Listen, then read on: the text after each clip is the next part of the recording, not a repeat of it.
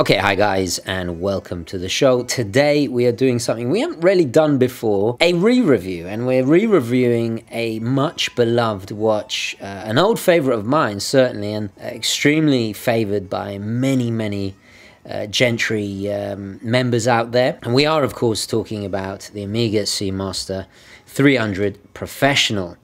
So this is the automatic version. This is the current ceramic incarnation of probably my favorite Bond watch, and we'll get into that in just a moment. Now you guys know I'm a huge Seamaster fan, and I've owned, well, countless. I can't even remember how many Seamasters I've had, but I should do Wristwatch Check first. And of course, because we're discussing Amiga, I had to wear my current Amiga. So this is my World War II 1945 pilot's watch. Yeah, I know, a completely different genre. It's not a diving watch. However, it is related not just because of the brand, but because it actually, the Seamaster's roots are very much in watches worn by the British military in World War II. Of course, I had to put it on the Allied colours, a little nod there. Yeah, I just had to wear this watch for today's Wristwatch Check. Now, before we get into discussing and kind of reviewing this fantastic watch that I got to admit, I have missed it, and I've been really enjoying it, you know, having my time with it again and kind of reacquainting myself with such a watch that I got to confess, not a month goes past I don't consider buying this again. I know, well, the Speedmaster is another one, and the Seamaster is, well, I'm guilty of rebuying many Seamasters. As quite fittingly, the Wristwatch Check is a nice segue into that. Let's discuss the history behind the Seamaster first, and then we'll come back and talk about this particular beauty of a watch. The Seamaster is the oldest and most varied collection of watches still made by Amiga to this day. Its release in 1948 also coincided with the brand's 100th anniversary. And for the past 70 years, Amiga has produced a staggering array of Seamasters, ranging from solid gold dress watches to solid blocks of stainless steel in the most tool-tastic fashion imaginable, from soccer timers to world timers, you name it. In that year, London hosted the modern Olympic Games. Amiga had already had a strong relationship with the United Kingdom and the Allied forces. If you guys have a look back at my video on the watches of Dunkirk and the inspiration behind my particular current Amiga, which is a 1945 pilot's watch, Amiga produced the majority of wristwatches for the British Armed Forces. It was kind of fitting that Amiga would be the official timekeepers for the Olympic Games. So the first Seamaster was for the customers that wanted something for town, sea and country, and it took direct inspiration from the watches Amiga built for the British military in World War II. So the basics were solid case construction, legible dials, and a world-class, reliable movement inside. Amiga had already proved this, especially with the calibers featured in the watches of World War II, such as my own. In the hierarchy of Amiga dress watches, the Seamaster was somewhere in the middle. The Geneva was below, and the Constellation remained the pride of the fleet, so to speak. For many years, the new technologies were first introduced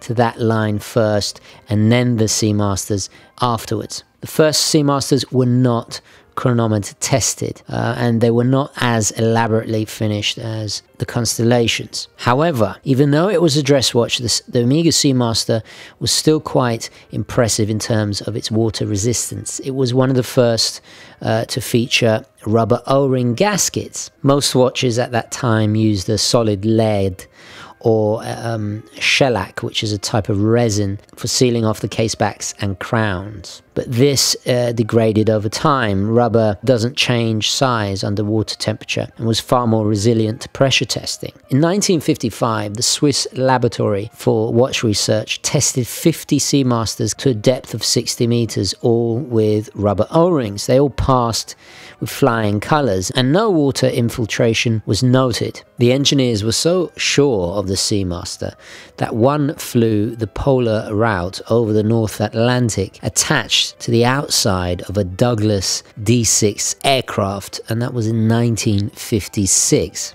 And the watch was able to survive rapid temperature changes, even to minus 50 degrees Celsius. But it was these experiments and tests with these new materials that led Amiga to develop a series of 3 tool watches in 1957, which would lay the foundations and the masters of their respective domains. They were, of course, the Amiga Seamaster 300, the Amiga Railmaster, and probably most famously of all, the Amiga Speedmaster. Now, we've seen a reissue of this classic trio last year at Baselworld.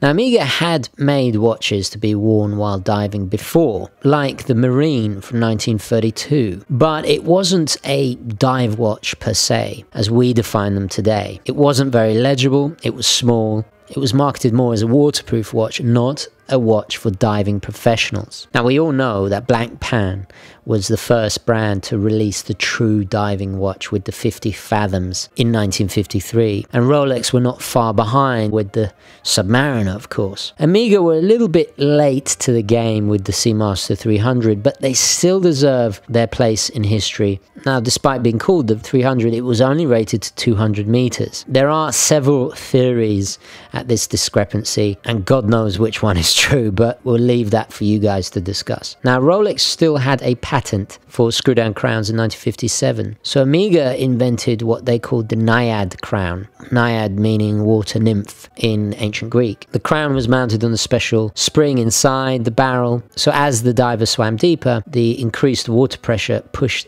against the crown to create an even tighter seal. For long dives at deep depth, this was fantastic, but it was prone to leakage in shallow waters. Now, the design of the Seamaster 300, most notably the CK2913, would influence the look of future Seamasters, especially the 12, 3, 6, 9 hour markers, the coin edge bezel, etc., which we've seen more so rarely in the Planet Oceans. These all house the 500 series of movements, and as we progressed into the 60s, the designs became more refined. We saw the introduction of sword hands, sizes increased, and it was the second generation that was chosen by the British Royal Navy to be supplied to their combat divers.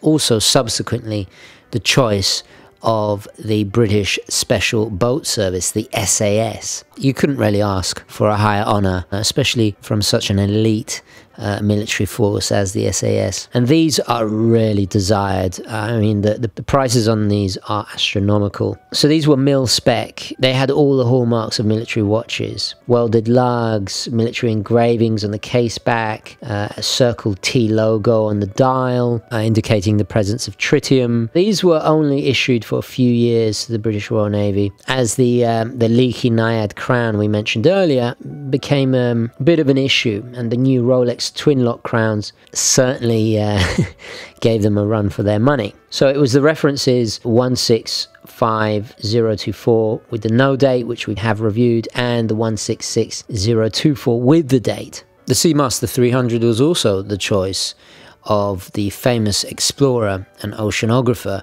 Jacques Cousteau. He wore it during the pre-Continent 2 experiments in the Red Sea of the summer of 1963. In 1970, the Ploprof reference 166077 was launched, and these were monstrously big. I mean, I'm talking 54 millimeters. But, you know, there was a reason for this. Amiga wanted a watch that could be worn in all conditions, including helium-enriched environments. In the late 60s, it was professional diving organizations like Comex that pioneered this new technique of saturation diving.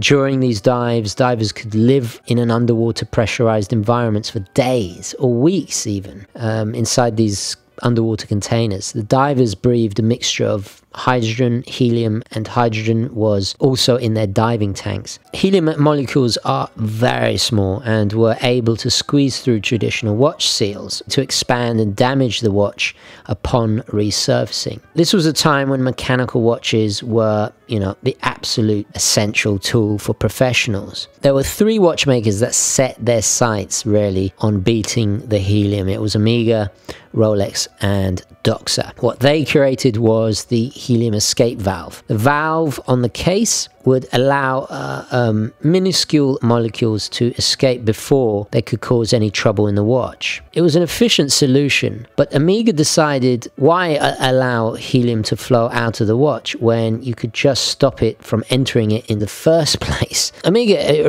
originally wanted to make the Prof out of titanium, but unfortunately it was extremely expensive because the United States government had labeled it a strategic metal at the time and were hoarding it in copious amounts and thus increasing its price. So they made it instead out of a single block of stainless steel. The crown had a double screw down feature and the crystal was incredible 4mm thick to stop any helium from entering it. But ultimately it was the Rolex Sea Dweller that would become the choice of divers, and the Prof was just far too large and cumbersome despite its innovation. But Amiga weren't put off by this. They then made the Seamaster 1000. Throughout the 70s and 80s, the Seamasters just exploded in the amount of varieties. There was the chronographs like the Soccer Time, there was the Big Blue, and even the Jedi. These were signs of the times and were really inspired by fashionable case shapes and bright colors of that era. In the 80s, the Seamaster broke many records worn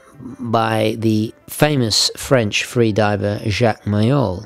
He tested the newly launched Seamaster 120 by setting a new world record for free diving to the depth of 101 meters, and this was off the coast of Elba. So now we're nearing the 90s, and of course in 1994 the Seamaster Professional 300m that we all know and love finally came into fruition. It evolved mainly from the Seamaster 200 reference 2810 from 1988, but it did not closely resemble the older Seamaster 300s from the 60s. And even though most of the public were not professional divers, they did add the helium escape valve. And the key identifying characteristics were that scalloped edge bezel, skeleton sword hands, and of course a completely unique bracelet. And these all remain to this day. It wasn't until 5 years later that Amiga procured the technology of the Coaxial Escapement in 1999 and introduced it to the Seamaster with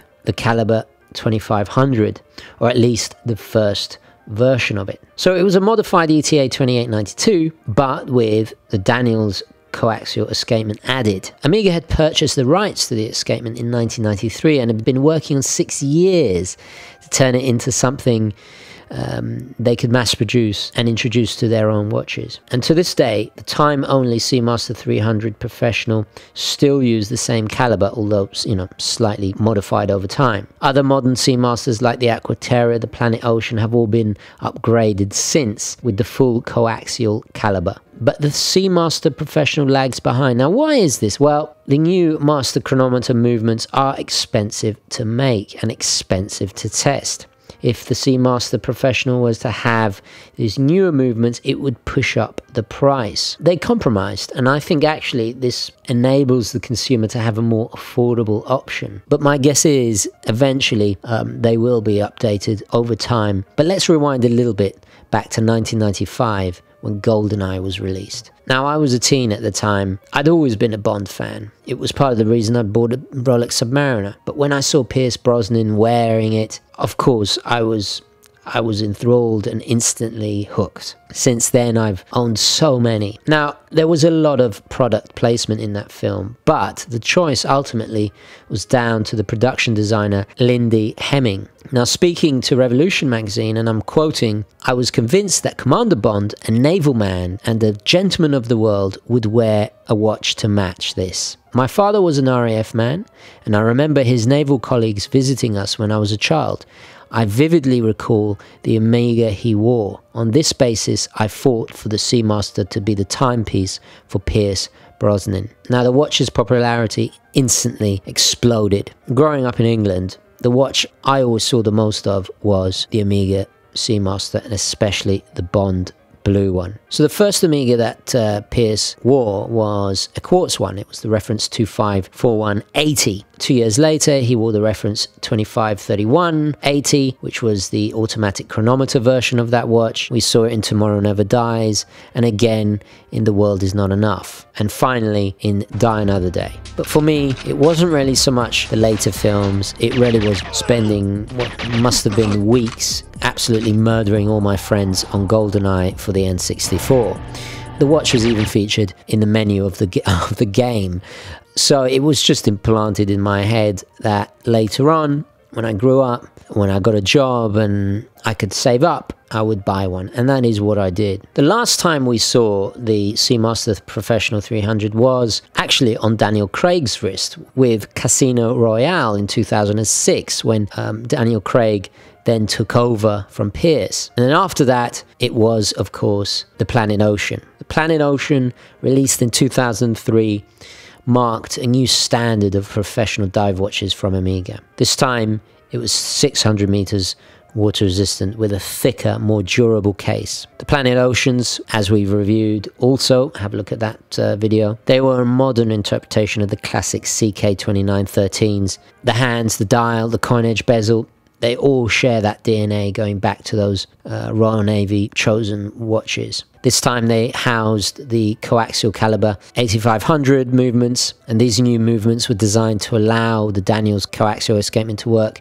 to its full potential. They were obviously larger compared to the 2500. At the very first Planet Oceans, they had the steel case backs with the Seamaster Seahorse or Hippocampus that we all know and love. But over time, Amiga even introduced sapphire crystal to these, which was very impressive considering its depth rating. Over the years, the bezel insert evolved from aluminium to ceramic, and then finally to liquid metal. Now, liquid metal is a titanium alloy that Amiga uses to create the diving marks on the bezel instead of painting them. Now, this makes the bezel practically impervious to aging. So it was only fitting that Bond would then have the latest Amiga, tougher, bigger, badder, with that higher tech movement. And then we come to the very latest generation of the Seamaster, with the new Seamaster 300, with no more M added to the end of it. Now, this was all the rage back in 2014. Teeth-like markers on the dial, with faux patinaed lume, broad arrow hands, coin edge bezel, and a simplified case. It was the most faithful to the Seamasters of the 60s that had laid the foundations for the Seamaster dive watch.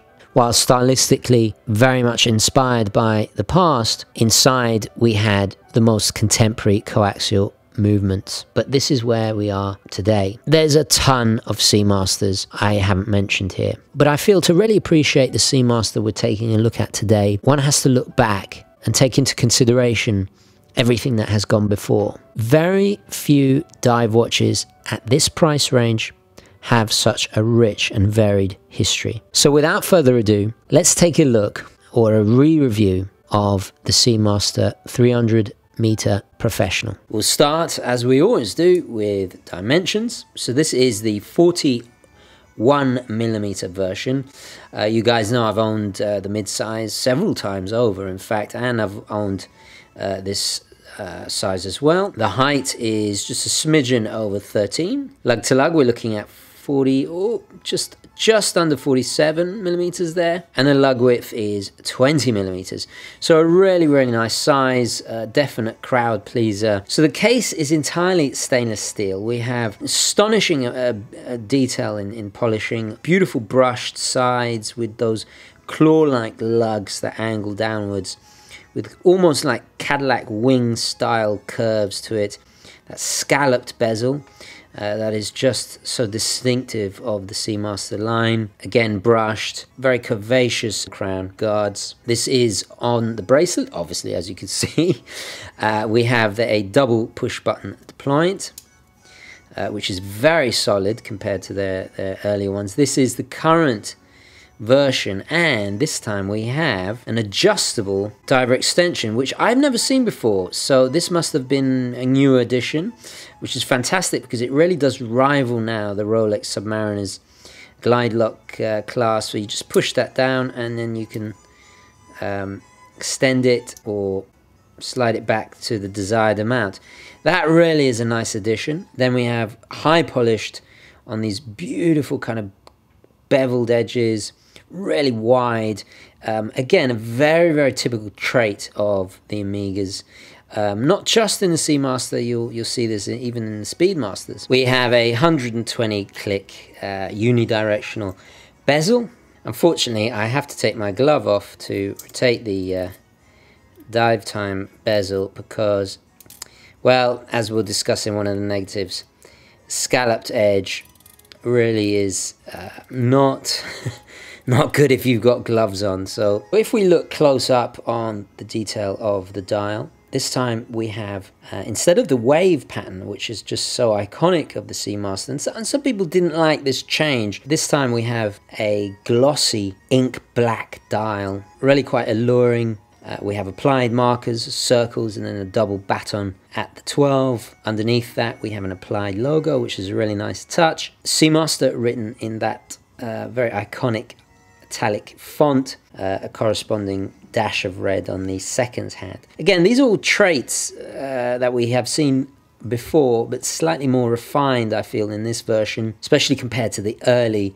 I mean, the very first Seamaster I had didn't have applied markers or logos. We have a date window at the 3, which is the date wheel is done in black as well to match the dial. And then those very recognizable hands that have become synonymous, especially with the Seamaster. Skeletonized, we have a triangle shape on the minutes and circle for the hours, so it's very easy to distinguish. The Superluminova is fantastic. We get green for the minutes, matching the recessed pip on the bezel, and then the actual markers are done in blue, and it makes just reading it at a glance extremely fast idea of orientation, and it helps differentiate the hands from each other with the different shapes. So functionally very, very, you know, it's been well thought out. The ceramic bezel is also in a kind of glossy finish, and then on the back we have that fantastic hippocampus, that legendary beast of the ocean, done magnificently well, really deep engraving. I just adore it. I only wish the Rolex Submariner had such a stupendous iconography on the back. And then of course the waves behind it. So it has kept some, you know, some of the wave pattern. It's just on the back. It's done in a brushed finish. It's really beautifully done. Screw in case back. That bracelet is that very lovable and equally distinctive. Some people describe it as kind of tank treads. I can certainly see what they mean. So it's 9 pieces, very solid. And the links are held together by screws, which are really, really nice. What I like about these particular screws, and I'm not sure if it's been improved recently, but they're far bigger than I remember. So it makes sizing this very easy to do. And certainly a massive improvement compared to the early days. The crystal is a beautifully domed sapphire with anti-reflective coating on the inside and the outside. It follows the line and curvature of the bezel beautifully, just continues that line. I mean, this watch is all about curves. There are so many little angles, and it makes it quite dressy. I think this is what, you know, they were going for. It's certainly less of a tool watch, even though it's very capable, and I've always been impressed at how the different surfaces play with the light and make it a remarkably elegant dive watch. There's also a contrast in polishing of the 9 pieces in the bracelet, so perfect pairing. the bracelets and the actual head of the watch. Helium escape valve at the 10 o'clock. This time they have actually signed it with the periodic table symbol there. We have the screw down crown, which again is signed with the Omega logo. It's a remarkably small crown considering its case, especially if you compare it to a Tudor or a Submariner from Rolex.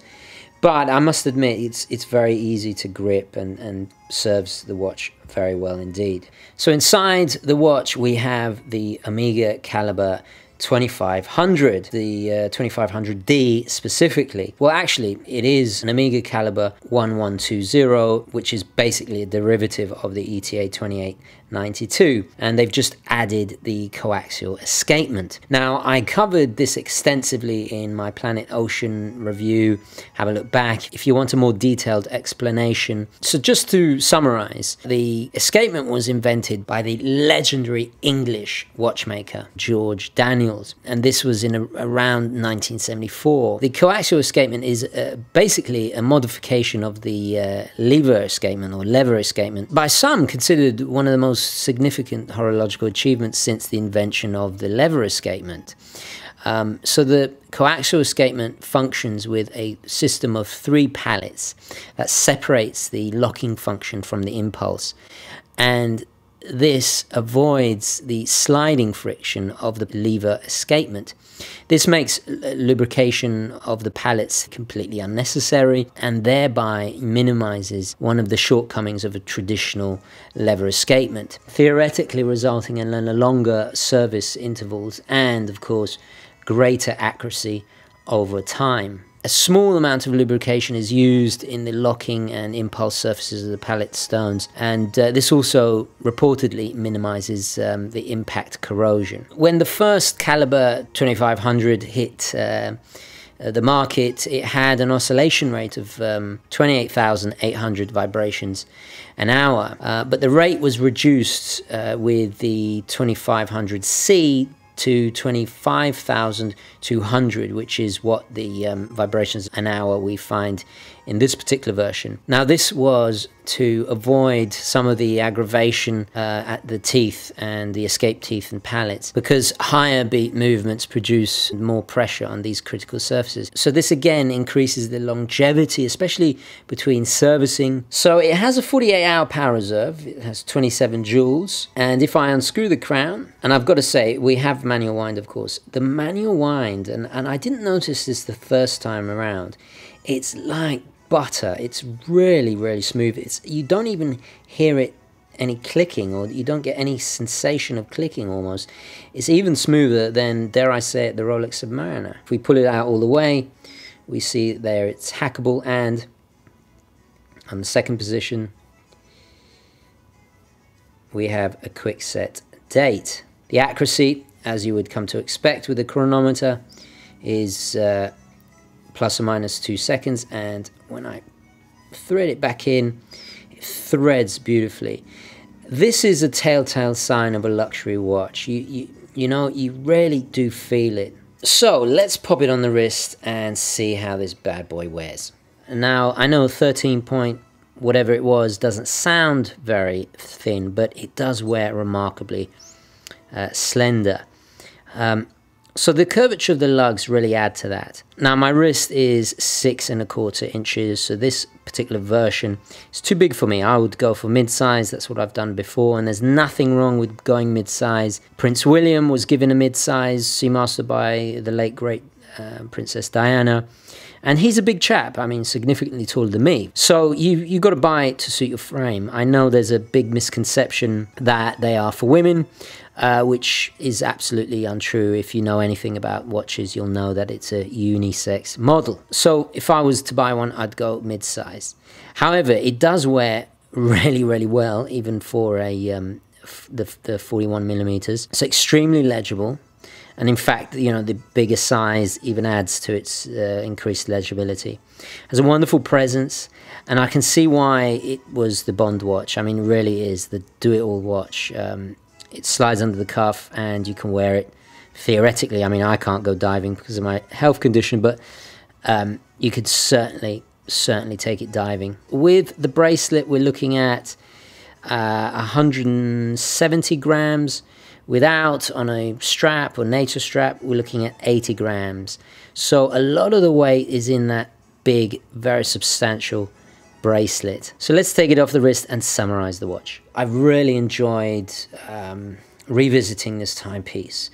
It's an undisputed classic, and I'm going to say it, I really do believe at around about the £4 mark, it's possibly one of the best, if not the best luxury divers in that price range. You get a heritage that is so unique. It's a movie icon. It has technology that has revolutionized horology, you know, in a wider sense as well. And I think if you're British like me, you can be proud of it because it is an invention by one of the United Kingdom's foremost and most important watchmakers of the 20th century. The quality is exquisite. The finishing, every single part. There's no shortcuts here. I can't think of any shortcuts. There are some negatives which are forgivable because it's such a strong value proposition at its price. With the black color scheme, an unabashed strap monster. I feel the colors, even though this is just plain black, it's very versatile. It looks great on a whole variety of straps. And it's not just versatile in terms of how you dress it up, literally how you dress up. Whatever your style of attire, casual, smart, it goes. I mean, I know Bond wore this with the tux, and you can certainly pull it off. I know it's a faux pas, but come on, guys, it's you know, it's 2018. I think we're moved past that. But yeah, very fun, very lovable. But at the end of the day, guys, it delivers. It really delivers. It's a 300-meter water-resistant diver. The watch is also ISO certified. Actually, it's the ultimate weekend away watch. You get a little bit of that James Bond sense, and I know it's superficial to say so, but you know, as a man, as a child who grew up watching James Bond every Christmas in the United Kingdom, I get some of that enjoyment. It's also very unique. There really isn't any other watches out there like this.